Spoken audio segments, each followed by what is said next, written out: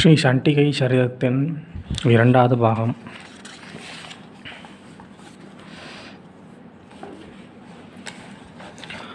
மகாலட்சுமி என்றொரு லட்சியத்துவம். இந்த 2வது பாகமாக மத்திய சரித்திரம். நாயகியே மகாலட்சுமி. இவள் விஷ்ணுவின் நாயகியான மகாலட்சுமி அல்ல. அனைவருக்கும் ஆதியாக இவள் சண்டிகா மகாலட்சுமி.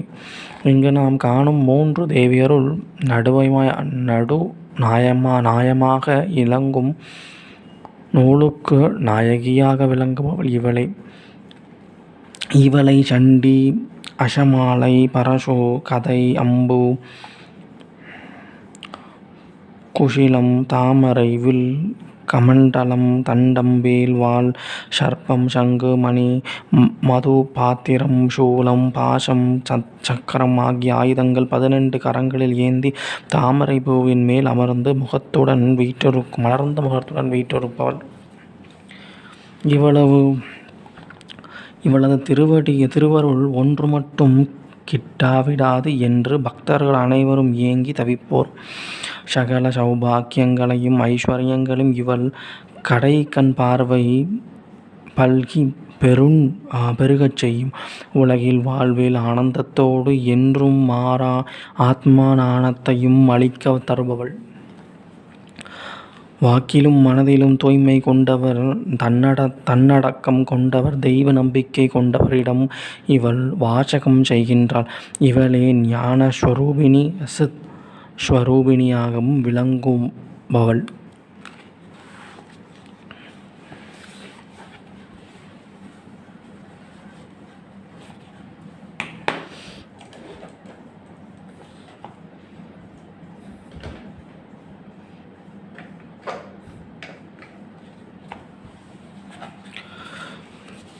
முன்னொரு காலத்தில் தனு என்னும் அரக்கனின் புதல்வராகிய ரம்பன், கரம்பன் என்னும் 2 அசுரர்கள் சகோதரர்கள் இருந்தார்கள். இருவரும் போட்டி போட்டுக்கொண்டு உலகத்தை வாட்டி வதைத்தனர். தாங்கள் உலகத்தையும் ஆளும் தங்களுக்கு முன்பு தங்கள் வாரிசுகள் அதை செய்யவும் வேண்டி இவர்கள் இருவரும் தவம் செய்து வரங்கள் பெற்று தீர்மானித்தார்கள். பஞ்சநாதம் என்னும் இடத்தில் ஜலத்தின் சதம்பனம் செய்து நீருக்குள் மூழ்கி கோர தவமிருந்தான் கரம்பன். அவன் அண்ணன் ரம்போனோ அதே கரையில் பஞ்சாக்னி வளர்த்து அதன் மத்தியில் தவமிருந்தான். இவர்களின் கடுந்தவம் கண்டு தேவலோகமே அஞ்சி நடுங்கியது. இந்த தவம் பலிதமானால் தன் நிலை என்னாகுமோ என்று அஞ்சி இந்திரன் அவர்களை இப்போதே அழித்துவிட எண்ணினான். உடனே நீர்வாள் முதலையாக உருவெடுத்தான். கரம்பன் காலை கவ்வினான். நீரில் மூழ்கடித்து கரம்பனின் கதையை முடித்தான். ஆனால் கரையில் அமர்ந்திருந்த கரம்பனை அவனால் நெருங்கக்கூட முடியவில்லை. முழு வெற்றி பெற்ற முடியாமற் போனாலும் முடிந்தவரை போதும் என்ற நிலையில் இந்திரன் திரும்பினான். அரக்கனே ஆனாலும் அண்ணன் தம்பி என்னும் பாசம் நீங்குமோ? தன் தம்பியின் மரணத்தை அறிந்தும் அன்பு மிக்க ரம்பன் தன் உயிருக்கும் மாயைக்கும் உயிரையும் மாய்த்து கொள்ள முடிவு காட்டினான். ஆனால் அவனது தவ வலிமையினால் தானே தற்கொலை செய்ய எண்ணினாலும் அது முடியாமல் போனது. அவன் நெருப்பில் இறங்கினாலும் அனல் அவனை அரவணைக்கவே செய்தது. அதனால் இறுதியில் தன் வாளால் தன் தலையை தானே வெட்டி கொள்ள துணிந்தான். ஏற்கனவே ரம்பன் கொண்டிருந்த தவத்தின் பயனுடன் இப்போது உயிரையும் விட துணிந்து தியாக செயலை கண்டதும் பிரத்யக்ஷ கடவுளான அக்னி பகவானால் தாங்க முடியாமல் அவன் முன் தோன்றினார். எந்த வரமாகினும் தருகிறேன் என்று வாக்களித்தார் தீக்கடவுள். தன் வாழ்வில் நாட்டமிழந்த ரம்பன் தன் அவாவை தன் பிள்ளை மூலம் தீர்க்க எண்ணி உலகிலையும் கட்டி ஆளக்கூடிய ஒரு புத்திரன் வேண்டும் என்று பிரார்த்திக்க அக்னியும் அவ்வரத்தை அளித்தார். இதுவரை புத்திரவேறு இல்லாத ரம்பன் விரைவில் ஒரு புதல்வனை பெற்று தன் வாழ்வை முடித்து கொள்ள எண்ணினான். வரம் பெற்ற மமதையில் வந்த ரம்பன் வரும் வழியில் ஒரு பெண்ணுரிமையை கண்டான். வரத்தின் சக்தியை உடனே சோதித்து செயல்படுத்திவிட எண்ணிய ரம்பன் தன் மாயா சக்தியால் தானும் ஒரு எருமையாக உருவமாறி அந்த பெண்ணெருமை மீது மையல் கொண்டான். அதன் காரணமாக அந்த எருமையும் கருவுற்றது.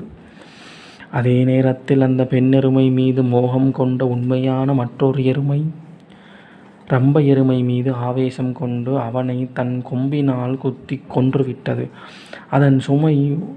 அந்த சுய உருவுடன் இறந்து வீழ்ந்த அவனது சுற்றத்தார் கண்டு அவனை உடல் சிதையில் அடக்கி நெருப்பும் மூட்டினர். அப்போது யாரும் சற்றும் எதிர்பாராத வகையில் ரம்பன் மையல் கொண்டு பெண் எருமை தன் நாயகனின் சிதையில் தீக்குள் பாய்ந்து உயிரை விட்டது. கூடியிருந்தோர் எருமை கொண்ட பதிபக்தியைக் கண்டு திகைத்து நிற்க, மற்றொரு அதிசயமான உற்றிருந்த எருமையின் பிண்டம் வெளியே விழுந்து ஒரு குழந்தையாக எழுந்தது. அகத்திய முனிவரின் சாபத்தை பெற்ற வரமுனி என்னும் சிவயோகியே அந்த குழந்தையாக பிறந்தான். மகிஷாசுரனின் தோற்றத்தினால் மகிஷாசுரன் என்றழைக்கப்பட்டான். தன் தந்தையின் தவத்தை குறித்து அறிந்தவன் இந்திரனை வெல்ல வேண்டி பிரம்மதேவரை நோக்கி தவமிருந்தான். அவன் புரிந்த கடுந்தவத்தின் காரணமாக பிரம்மாவும் வந்துவிட்டார். தாயின்றி பிறந்ததாலோ என்னவோ அவன் பெண் குலத்தையே தாழ்வாக எண்ணினான். அதனால் ஒரு பெண்ணைத் தவிர வேறு யாவராலும் எனக்கு மரணம் ஏற்படக்கூடாது என்றொரு வரத்தை பெற்றான். இதுவரை நடந்த கதையை தேவி மகாத்மியத்தில் காண முடியாது. பல கொடுமைகளை புரிந்த மகிஷாசுரன் தேவர்கள் தோற்று ஆட்சியை இழந்து தவிப்பிலிருந்ததான் இங்கே 2ஆம் அத்தியாயம் ஆரம்பமாகும். ஆதலால் மகிஷன் யார் என்று தெரிந்து கொள்ளும் பொருட்டுதான் மூலத்தின் இல்லாவிட்டாலும் இந்த பூங்கதையை இங்கே கொடுத்துள்ளேன். சுமேதஸ் கதையை தொடங்குகின்றார். வரபலம் பெற்ற மகிஷாசுரன் அசுர படைகளும் தேவர்களையும் பல்லாண்டு கால போர் நடைபெற்று அதனால் முடிவென்னவோ அசுரர்கள் பக்கம்தான். மகாபலசாலியான மகிஷன் தேவேந்திரன் விரட்டிவிட்டு தானே அரசனாக முடிசூட்டி கொண்டான். மகிஷனின் கொடுமைகளை எல்லை மீறந்து வங்கியது. வரத்தின் பலத்தால் அனைவரும் அவன் அருகேயே வர அஞ்சினர். தோற்று ஓடிய தேவர்கள் தங்கள் சக்தியெல்லாம் இழந்து சாதாரண மனிதரைப் போல திரியலானார்கள். வேறு கதி எதுவும் இல்லாமல் செய்வதற்கறியாத பிரம்மா தலைமையில் பரந்தாமனை நாடி சென்றார்கள். ஆனால் மகிஷன் வரத்தை அறிந்திருந்த அவரோ ஒரு பெண்ணால் தான் அவனுக்கு முடிவு என்றால் போதும், என்ன பணி இனி எதுவும் இல்லை, அகிலாண்டேஸ்வரியான ஆதிசக்தியால் தான் அது முடியும். இனி நம் முயற்சி எதுவும் இல்லை. அம்பிகை தோன்றி வேண்டி அவளை எண்ணி நாம் அனைவரும் தியானிப்போம். ஆயினும் நாம் மட்டும் அழைத்தால் போதாது, சிவன் வந்தால்தான் சக்தி தோன்றுவாள் என்று மொழிந்தார். அவர் கூறி முடிக்கும் முன்று சிவபெருமான் அங்கு தோன்றினார். தேவியை குறித்து சகல தேவர்களும் தியானித்தார்கள். மகிஷன் தேவர்களுக்கும் சென்று வரும் கொடுமையெல்லாம் கேட்டு நமச்சிவாயனும் நாராயணனும் மிகுந்த கோபத்துடன் அன்னையை தியானிக்க அந்த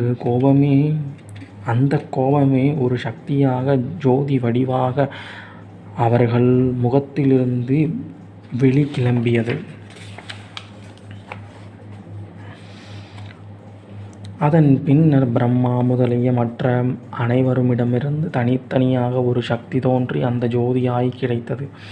அனைத்து சக்திகளின் சங்கமமாக அந்த ஜோதி ஒளிர்ந்து கொண்டிருந்தது. அகில புவனங்களையும் காண முடியாமல் கண்கள் கூச வைத்த அந்த ஜோதி இறுதியில் ஒரு பெண் வடிவமான அன்னை மகா ஜோதி உருவமாக அங்கு தோன்றினாள்.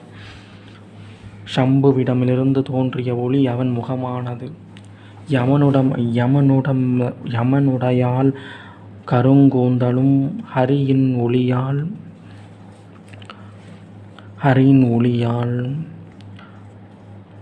புஜங்களும் அமைந்தன. சந்திரகாந்தி அழகிய இரு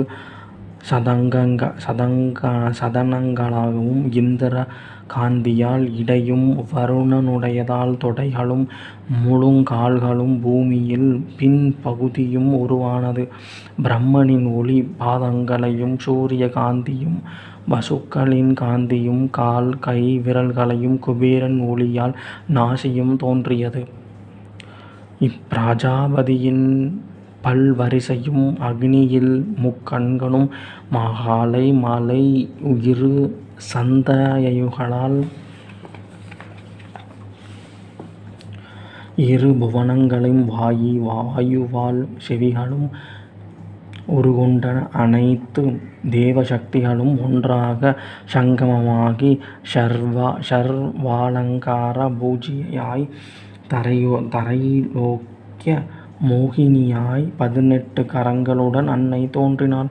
துன்பம் தீர்க்க வந்த துர்க்கை சகல தேவர்களையும் தங்களது ஆயுதங்களை வணங்கி ஆனந்தித்தனர். மகாவிஷ்ணு தன் சக்கரத்தையும் சிவபிரான் தன் சூலத்தையும் பிரம்மன் தன் கமண்டலத்தையும் வழங்கினார். வருணன் தன் போர் முழுக்கமிடும் சங்கையும் அக்னி சக்தி ஆயுதத்தையும் வாயுதேவன் வில்லம்புகளையும் தந்தார். இந்திரன் வஜ்ராயுதத்தையும் யமனின் தண்டாயுதமும் ஜலதேவனின் பாசமும் அன்னையின் கையில் ஆயுதங்களாயின. பிரஜாபதி தன் அக்ஷமாலையையும் காலன் கத்தி கொடையங்களையும் கதிரவன் தன் கதிரொளியையும் தந்து அம்பிகையை பணிந்தார்கள். துவஷ்டா பலவகை அம்புகளையும் கௌமேதிகி கதையையும் வஜ்ர கவசத்தையும் பாத மலர் தழுவும் ஆபரணங்களையும் அளித்தார்கள். விஸ்வகர்மா கங்கணங்களையும் நவரத்ன தோல் வகைகளையும் பரசு வீணையையும் தந்தார். திருப்பார்கடலில் அதி தேவதை வாடா மலர்களையும் ஆடை அணிகலன்களையும் ஆபரணங்களையும் கடலரசனான ரத்னாகர ராஜன் நவகண்டிகைகளையும் மோதிரங்களையும் ஐராவதம் அற்புத இத்வனியுடைய மணிகளையும் தந்தார்கள். மது பாத்திரத்தை குபேரனும் மணிமயங்கமான நாகஹாரத்தையும் ஆதிசேஷனும் அளித்தார்கள். அன்னையின் வேடிக்கை வினோதம்தான் என்ன! தேவர்களின் சக்தியெல்லாம் ஒன்று கூடி அதிலிருந்து இவள் ஆவிர்பவிக்கின்றாள். இத்தகைய தேவர்களும் சேர்ந்து அவளுக்கு ஆயுதங்களை வழங்குகின்றார்கள். ஒவ்வொரு தேவரிடமும் உள்ள அந்த சக்தியானது என் சக்தியின்றி வேறில்லை என்று இங்கே காட்டியிருக்கின்றாள். விஷ்ணு சிவன் முதலான சகல தேவர்களின் ஆயுதங்களும் கூட இவளால் அவர்களுக்கு வழங்கப்பட்டதல்லவோ? அத்தகைய தேவர்களும் ஆதார சக்தியானவள் தானே என்பதை சொல்லாமல் சொல்லுகின்றாள் பரமேஸ்வரி. ராஜராஜேஸ்வரி பவனி வர இமய வேந்தனான ஹிமவான் ராஜ சிம்மத்தை தர தேவி சர்வாயுத சர்வாலங்கார சர்வாபரண பூஷிதையாக வீற்றருளி பேரருட்காட்சி நல்கினாள்.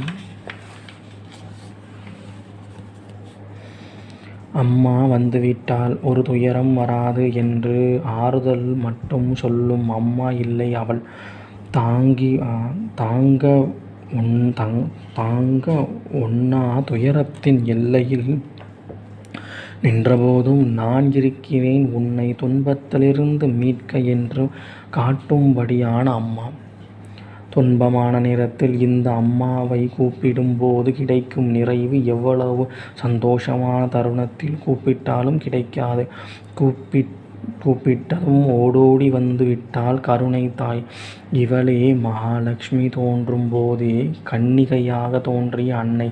போருக்கும் உரிய ராஜச நிறத்தினான செந்நிறம் கொண்டு 18 கரத்துடன் விளங்கும் அஷ்டாத பூஜ மகாலட்சுமி துர்க்கை.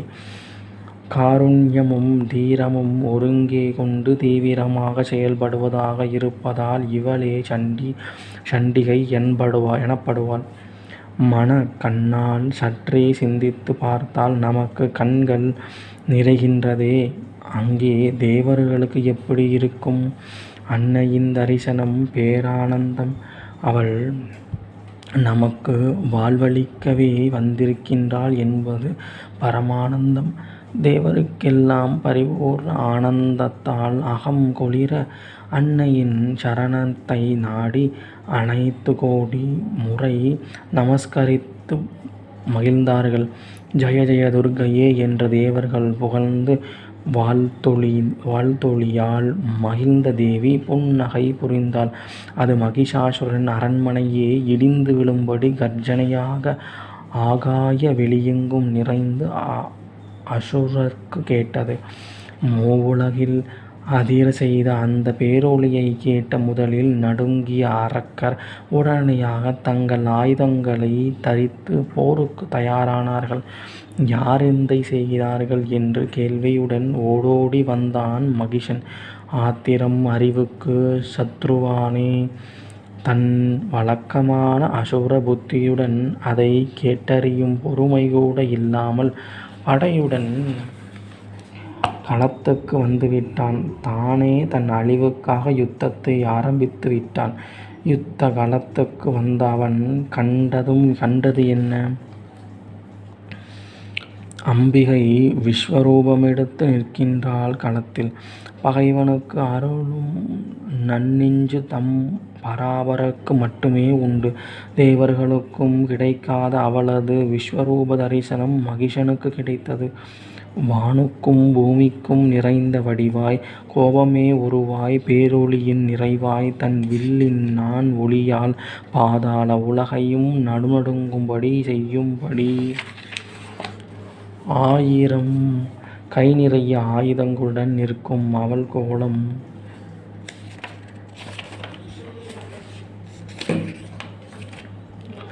இதுவும் அவள் காருண்யமன்றி வேறென்ன? இவளையே நினைத்து உருகும் பக்தர்களுக்கு இவள் செய்வது அருட்கருணை.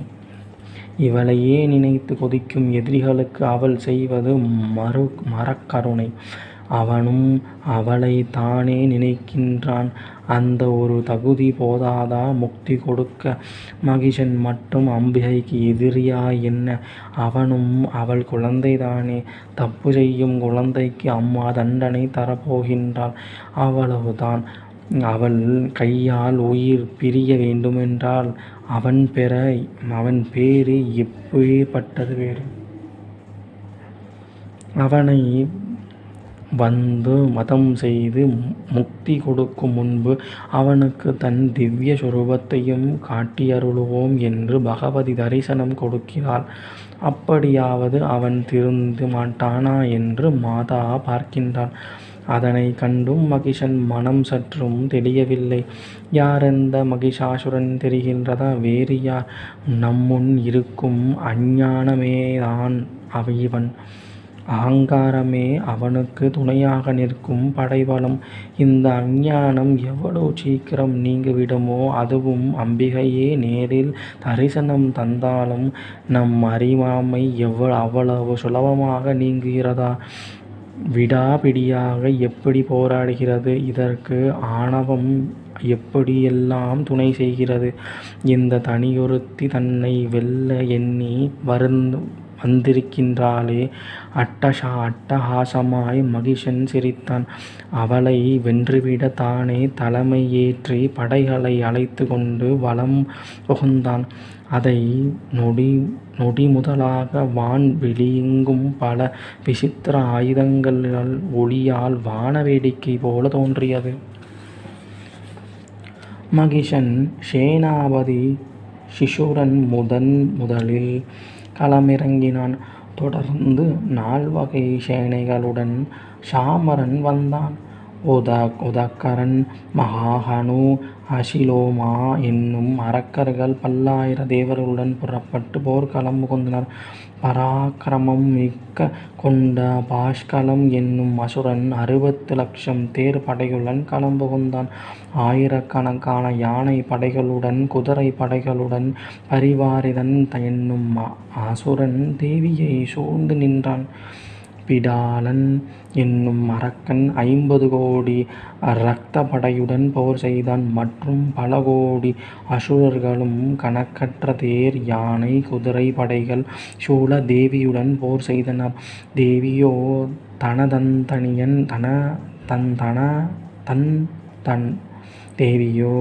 தன்னந்தனியாள்.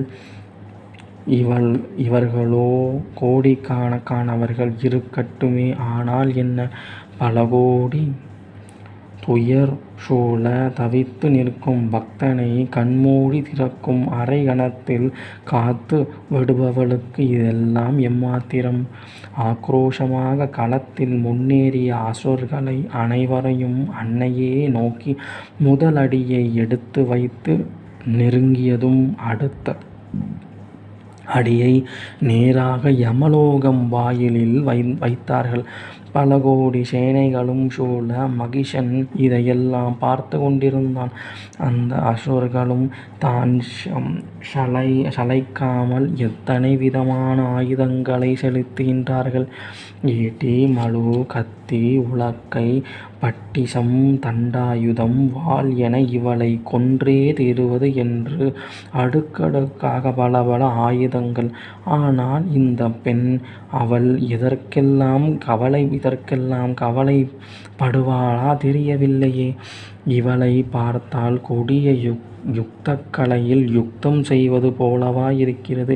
ஏதோ அழகிய பூந்தோட்டத்தில் தோழியுடன் பந்து விளையாடுபவள் போல சிரித்து கொண்டு களித்து கொண்டு தன் ஆயுதங்களை ஏவுகின்றாள்.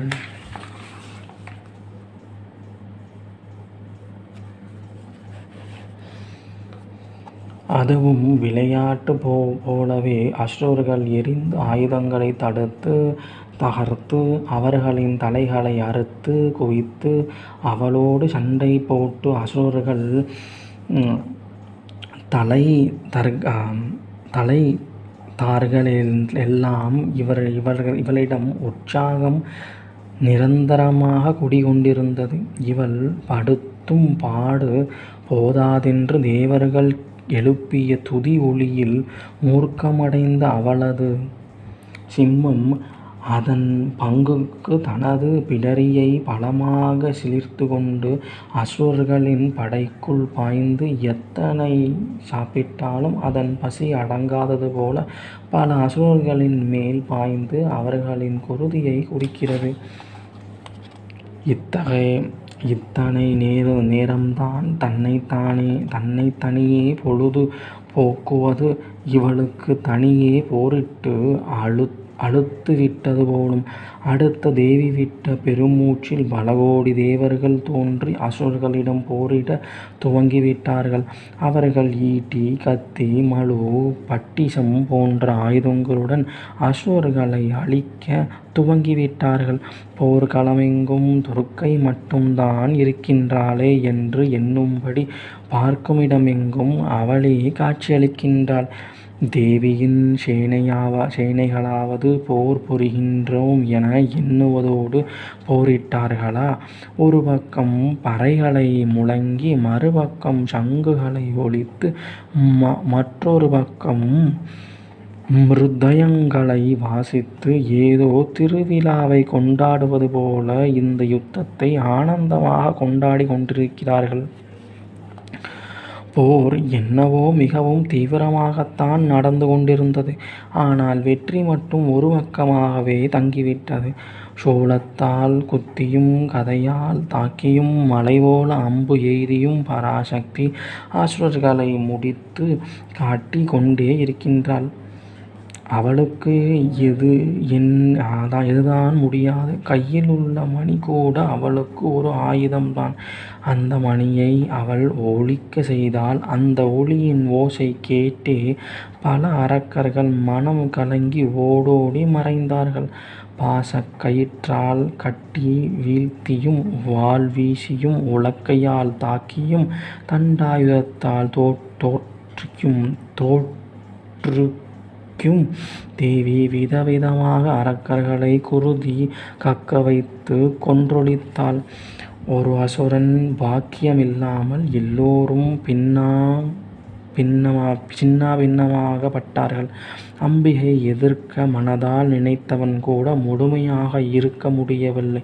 ஒற்றை தோள், ஒற்றை கண், ஒற்றை கை உடையவர்கள் பலர் தேவியால் இரண்டாக வெட்டப்பட்டனர்.